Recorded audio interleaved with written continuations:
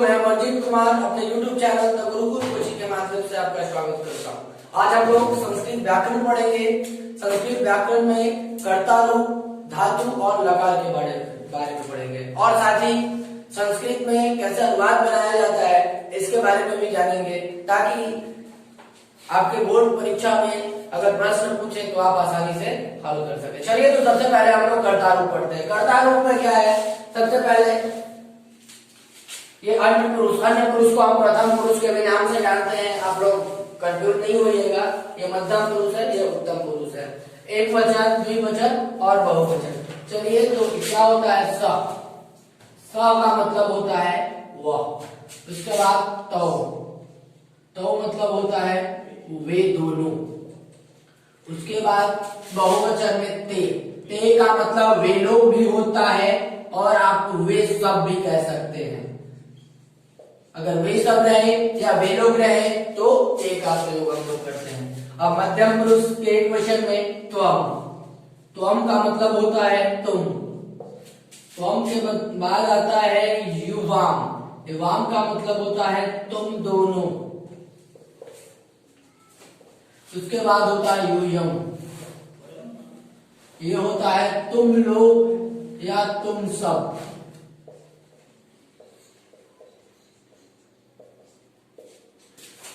उसके बाद होता है उत्तम पुरुष एक वचन में अहम। अहम का मतलब होता है मैं। आवाम, आवाम का मतलब होता है हम दोनों। उसके बाद है वयम। वयम का मतलब होता है हम लोग या हम सब।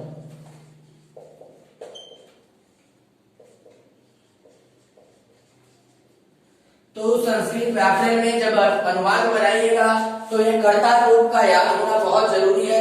ये आपका बहुत ही उपयोगी है, इसे आप याद कर ले। चलिए अब हम देखते हैं धातु के बारे में जानेंगे। धातु, कुछ धातुओं के बारे में पढ़ लेते हैं, ठीक है। उसके बाद हम लोग लकार के बारे में जानेंगे। जैसे पट, पट का मतलब क्या होता है? पढ़ना। खाद, खाद का मतलब होता है खाना। रोद, रोद का मतलब होता है रोना। हंस, हंस का मतलब होता है हंसना। तिष्ठ, तिष्ठ का बैठना मतलब होता है बैठना। चल, चल मतलब चलना। गच्छ, गच्छ का मतलब होता है जाना। आगच्छ मतलब होता है आना।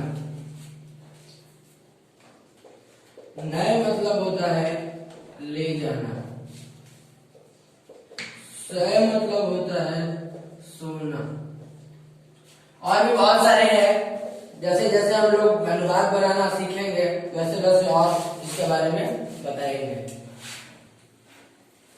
चलिए अब हम लकार की बात करते हैं। लकार का मतलब होता है काल या कथन, ठीक है। कथन का बोध होता है या काल का मतलब समय, तो उसे हम लकार करते हैं। लकार की ऐसी संख्या 10 है, लेकिन हम क्या करते हैं? पांची का प्रयोग करते हैं। पांची का प्रयोग यहाँ पे पढ़ेंगे भी और सीखेंगे।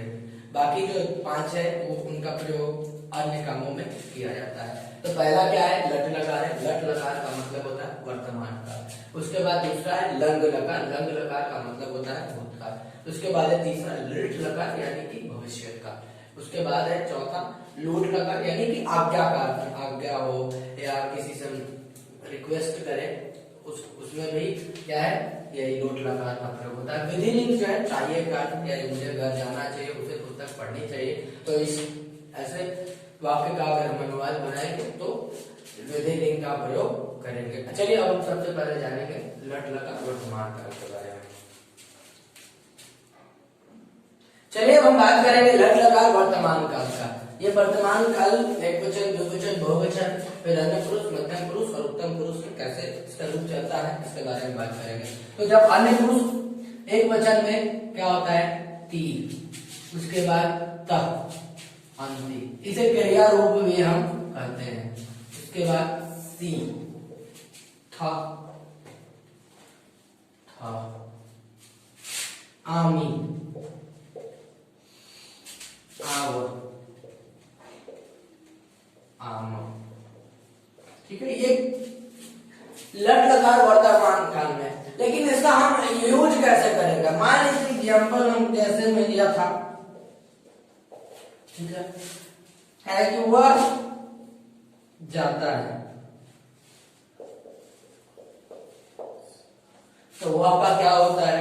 हमने कुछ देर पहले पढ़ा था, ठीक है। जाना का क्या होता है? हमने लिखवाया था कि गच्छ का मतलब क्या होता है?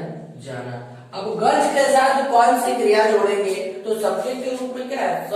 स किसमें आता है? अन्य पुरुष एक वचन में आता है, यानी कि यहाँ स आता है, इसके साथ तौ, ते, यहाँ त्वम, युवाम, यूयम, अहम, आवाम और वयम।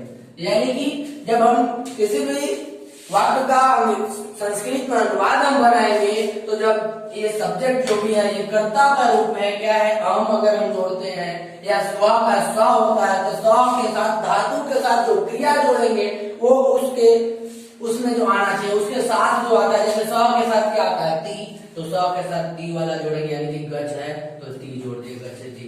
या वो एग्जाम्पल में और क्या है? यह था तुम पढ़ते हो, तुम पढ़ते हो, तब तुम का क्या होता है? तुम का होता है तुम, और पढ़ना का क्या होता है? पठ होता है। पठ मतलब पढ़ना। अब त्वम के साथ कौन सी क्रिया जोड़ेंगे? तो त्वम के साथ कौन सी क्रिया? सी, यानी कि त्वम पठसी। ठीक है। अगर है कि मैं खाता हूं, मैं खाता हूं, तो मैं का क्या होगा? अहम होता है। आपको ये सारे कर्ता रूप, क्रिया रूप, धातु जो भी है ये सारे याद करने होंगे, तभी आपसे संस्कृत में बात बन पाएंगे। मैं का क्या होगा? अहम। अहम का, अहम के बाद क्या है? खाना है। खाना का क्या होता है? खाद। खाद मतलब खाना, और अहम के साथ क्रिया रूप क्या जुटेगा? आमी। क्या? आमी। तो आमी का आ, आमी, तो क्या होगा? खाद जोड़ा आमी, खादामी, अहम खादामी। यानी कि आपको कर्ता रूप याद करना है, उसके बाद धातु भी याद करना है, और तब ये क्रिया रूप जो लट लकार वर्तमान काल का क्रिया रूप है, इसको याद कीजिएगा, तभी आपसे ये अनुवाद जो है बन पाएंगे। चलिए अब हम बात करते हैं, दूसरा है लंग लकार यानी कि भूतकाल। भूतकाल में इसका रूप कैसे चलता है? तो एक वचन अन्य पुरुष में त, ताम, अन, अ, तम, त, अम, आओ, आम। ठीक है। त, ताम, अन, अ, तम, त, अम, आओ, आम। ठीक है। अब जैसे अगर ठीक उसी तरह जैसे उसमें हमने लगाया था स, तो, ते, त्वम, युवाम, वयम, यूयम, अहम, आवाम, वयम। ठीक है। जैसे अगर अब बनाना है, हमें अनुवाद बनाना है, वे लोग घर गए। ठीक है। ये क्या है? गए, यानी कि वे लोग घर चले गए। ये काम बीत चुका है, हो चुका है, यानी तब ये क्या होगा? भूतकाल का वाक्य है। ठीक है। तो वे लोग का क्या होता है? ठीक है। ये क्या है? घर है। तो कर्म में घर, काम क्या है? कर्म हो रहा है, जाना काम हो रहा है। कहाँ जाना? कर्म क्या है? घर है। तो घर में हमेशा क्या होता है? कर्म में हमेशा द्वितीय विभक्ति का प्रयोग होता है। तो घर का जब संस्कृत लिखेंगे तो क्या होगा? गृहम होगा। ठीक है ना। द्वितीय विभक्ति का प्रयोग करते हैं कर्म में, हमें हमेशा द्वितीय विभक्ति का प्रयोग करते हैं। तो वे लोग कहते हैं घर का गृह, तो गृह का द्वितीय विभक्ति में क्या होगा? गृहम हो जाएगा। जाना, जाना का गच्छ होता है। लेकिन आप ध्यान देंगे, जब आप भूतकाल लंग लकार में अगर अनुवाद बना रहे हैं, तो सबसे पहले धातु के पहले आप अ जोड़ेंगे। अ जोड़ दिए। ठीक है। अगच्छ। अब ते के साथ कौन सी क्रिया लगेगी? अन। तो हो जाए गच्छन। ठीक है ना। ये होगा, सॉरी क्या होगा, वे लोग का ते, घर का क्या होता है गृह, और गए का गच्छ मतलब जाना होता है। लेकिन भूतकाल के वाक्य का जब हम अनुवाद बनाते हैं तो इसके पहले अ जोड़ते हैं और अंत में ते के साथ वंश क्रिया आन, तो क्या होगा, ते गृहम गच्छन्। ठीक है। या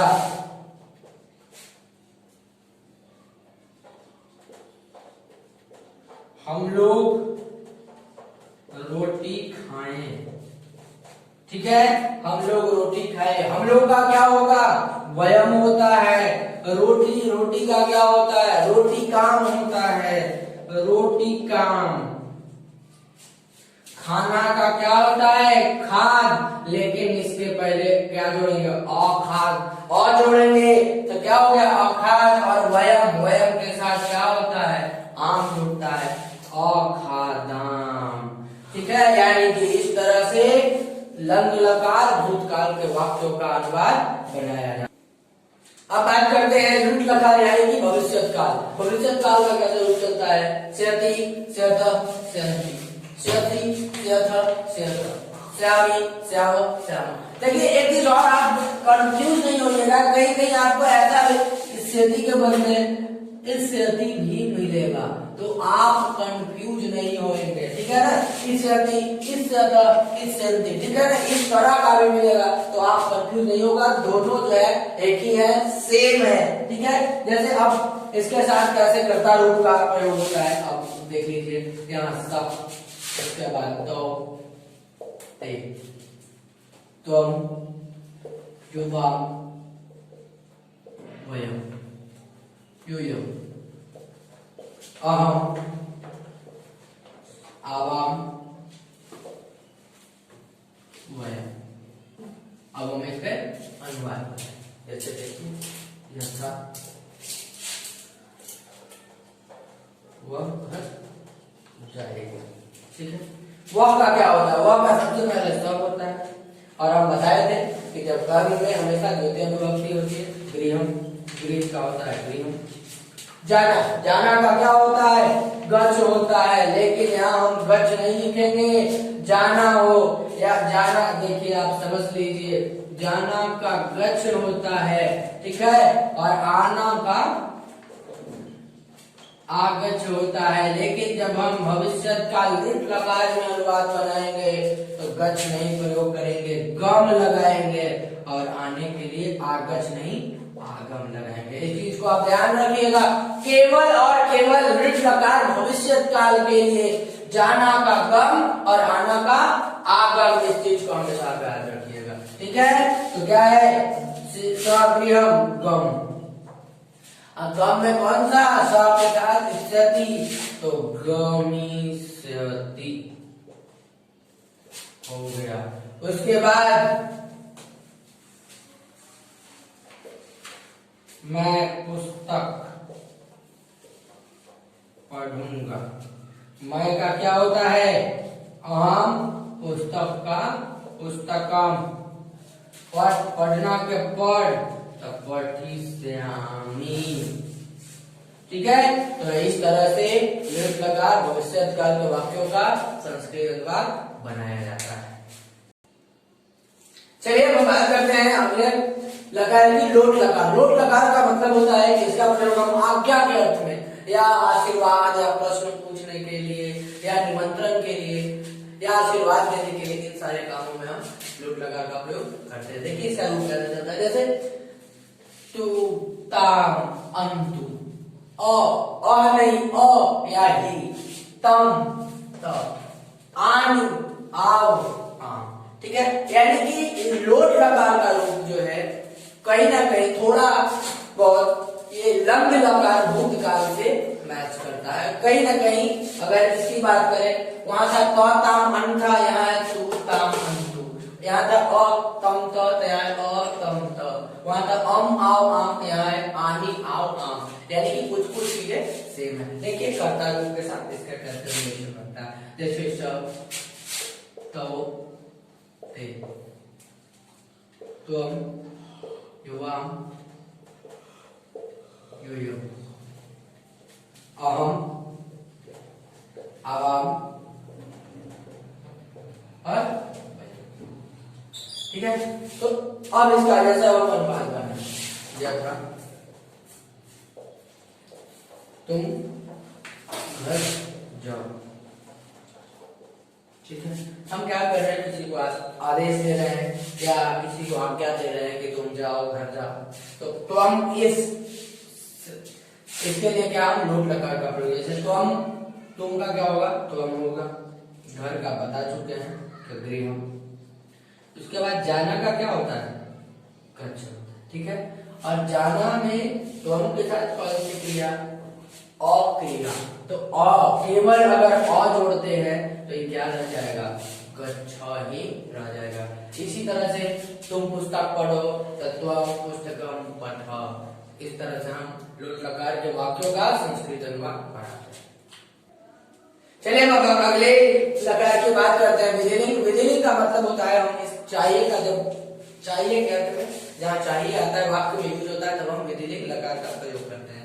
जैसे क्या है, इसका रूप कैसे चलता है, एक, एताम, एयु, एक, एकतम, एक, एयम, एव, एम, ठीक है ना। एकदम इसे याद कर लीजिए, एक, एताम, एयु, एक, एकतम, एक, एयम, एव, एम। अब कर्ता रूप के साथ कैसे इसका समझ, स, तो, थे, त्वं, युवा, यूयम, अहम, आवाम, वयम, ठीक है। यानी कि स के साथ एक लगता है क्रिया रूप, फिर तौ के साथ एताम, इसी तरह से सारे लिखे हुए हैं। अब जैसे यथा में मुझे पुस्तक पढ़ना चाहिए, तो मुझे का क्या होता है, अब जैसा अगर मैं रहता तो मैं का क्या होता, अगर मैं रहे तो मैं का अहम होता है, ठीक है। लेकिन जब मुझे, तुम्हें, उसे, तो ये शब्द रूप है, जैसे बालक शब्द का रूप चलता है उसी तरह मुझे का भी चलता है। मुझे का मतलब कहते हैं कि अस्मत् का रूप चलता है, उसी तरह तुम्हें यानी कि युष्मत् शब्द का रूप चलता है। वह रहे, उसे रहे, तो ये तत्व शब्द का रूप चलता है। तो शब्द रूप भी आपको जानना बहुत जरूरी है। अगर शब्द रूप आप नहीं जानेंगे तो आपको पता ही नहीं चलेगा कि मुझे का क्या होगा, तुम्हें का क्या होगा, उसे का क्या होगा, और आप गलती कर बैठेंगे। तो ये भी जानना जरूरी है, तो इसे भी आप जानने का प्रयास करें। ऐसे मुझे जो है ये चतुर्थी एक वचन में महान होता है, ठीक है। ये मुझे का, पुस्तक का होता है पुस्तकम, पढ़ना का क्या होता है पठ, ठीक है। और अहम के साथ क्या लगता है, एयम, तब पठेयम, ठीक है। उसके बाद है तुम्हें घर जाना चाहिए, तुम्हें का क्या होता है तुभ्यम, ठीक है। घर का क्या होता है गृहम। उसके बाद जाना चाहिए, जाना का क्या होता है गच्छ होता है, और गच्छ में कौन सी क्रिया, ए, तो गच्छ। इस तरह से जो है जितने भी लकार हमने पढ़ा, लट लकार, लंग लकार, लुट लकार, लूट लकार और विधिलिंग, ये पांचों लकार जो है इसी तरह रूप चलता है, तथा सभी का हमने क्रिया रूप का कर्ता रूप के साथ संबंध बताया कि कौन से कर्ता रूप के साथ कौन से क्रिया रूप किस लकार में प्रयोग किए जाएंगे तथा अनुवाद कैसे बनाए जाएंगे। तो चलिए आज के लिए इतना ही। कृपया वीडियोस को लाइक करें, चैनल को सब्सक्राइब करें और साथ ही साथ अपने दोस्तों को शेयर भी करें। धन्यवाद।